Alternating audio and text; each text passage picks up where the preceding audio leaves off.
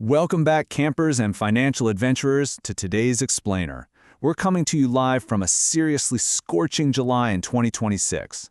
Whether you're looking to start a business, escape the corporate hamster wheel, or just make sure your hard-earned savings don't completely evaporate while you're relaxing by the pool, you are definitely in the right place. Today we're going to bust one of the absolute biggest myths in the investing world, the dangerous illusion of safe, fixed income. Okay, let's take a quick look at our survival map for today. We're going to cover the great financial myth, public versus private bonds, getting your own household economy ready, and some crucial survival action steps. Let's just dive right into the wilderness, shall we? First up, the great financial myth. We are starting our journey by completely dismantling a dangerous financial fairy tale that trips up way too many beginners. You know, when a lot of folks hear the words fixed income, their brain immediately jumps to lying in a hammock, maybe under a palm tree somewhere, while bills just magically fall on them. It sounds like a total guarantee, right? You just set it, forget it, and enjoy the breeze. But honestly, ignoring how these assets actually work is a huge mistake. Not all fixed income is created equal, and it is definitely not free from danger. There are hidden risks out there that can completely wipe out your gains if you aren't paying attention. So let's establish a baseline so we don't get lost in the woods here. When you buy fixed income, you are literally just playing the role of the bank. You are handing your cash over to someone else, like a government or a company. And in return, they promise to give you that capital back later, plus a set interest rate. And in the finance world, we just call that interest rate a coupon. Moving right along to public bonds, safe haven. Let's see what happens when we look at our first major option, which is loaning your money to the state. Yeah, those folks in ties you see on TV every day. Now, on the surface, sovereign bonds from stable countries seem like the ultimate safe haven, right? But even lending to economic powerhouses like the US or Germany carries a silent killer that most people completely ignore. The real danger isn't necessarily that a major country just goes totally bankrupt overnight. It's inflation. It's shifting interest rates. And honestly, if the economy gets ugly, governments have a really nasty habit of restructuring their debt, which is really just a polite, fancy way of saying they're going to cut your profits. And no, they will not apologize for it. Plus, remember, just because an emerging country is a state doesn't automatically make it safe. History is packed with unstable nations, leaving investors high and dry. Let's actually look at the math on that silent killer, inflation.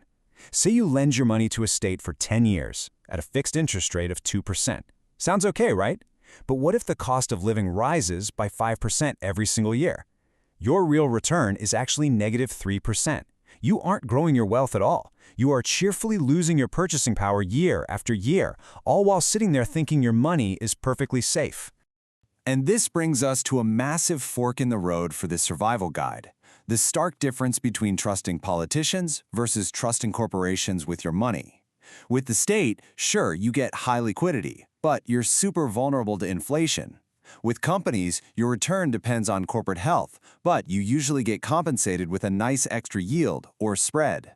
Which brings us to private bonds, yield and danger. This is our next campfire topic, where you bypass the politicians entirely and loan your money directly to a company. Okay, this is where investors tend to get greedy and where they get hurt.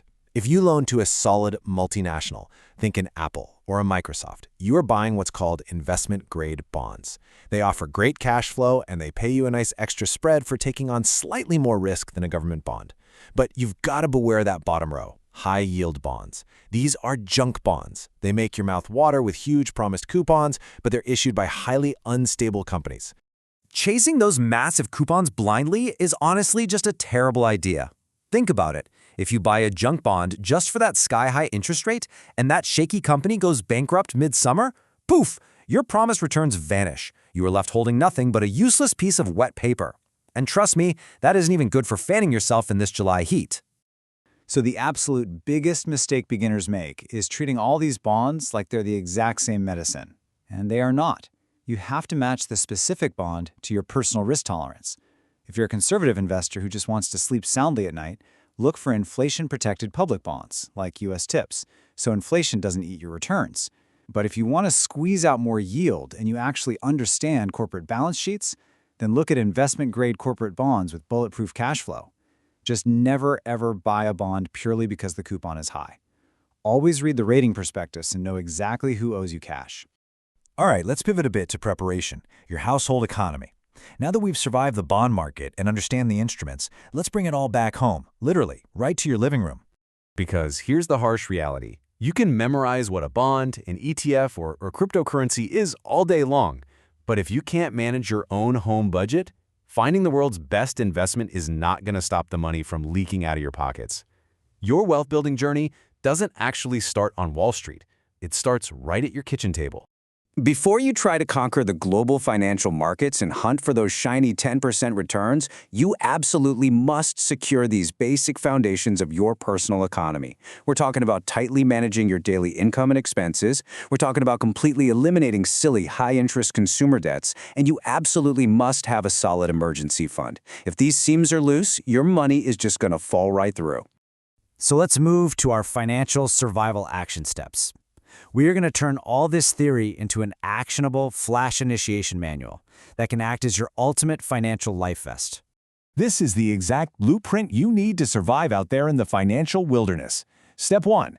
Do a house audit. Track every single coffee and plug those spending black holes in your day-to-day life. Step 2. Build your emergency bunker. Before you invest a single euro or dollar in bonds or stocks, have 3 to 6 months of fixed expenses saved up in a liquid account. That is your life preserver. Step 3. Understand it. This is the golden rule, guys. If you can't explain how the company or state makes money to your great aunt in just 2 sentences, stay perfectly still and do not invest. And step 4. Diversify. Spread your risk across different assets. Never bet your entire financial future on a single card. And speaking of traps, you need to absolutely flee from those magical shortcuts. Completely ignore the noisy social media gurus heavily promoting overnight wealth on Instagram, TikTok, and YouTube. I'm telling you, true financial freedom requires actual discipline, education, and avoiding these silly traps.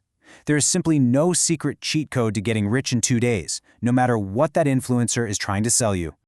Well, as we extinguish the campfire on today's explainer, I want to leave you with one defining question to really chew on. What do you prefer in your portfolio this summer? The risk of the state or the risk of the company? Your answer to that question really defines your entire risk profile as an investor. And remember, this explainer is just for educational purposes, so always do your own rigorous research before lending out your hard-earned cash.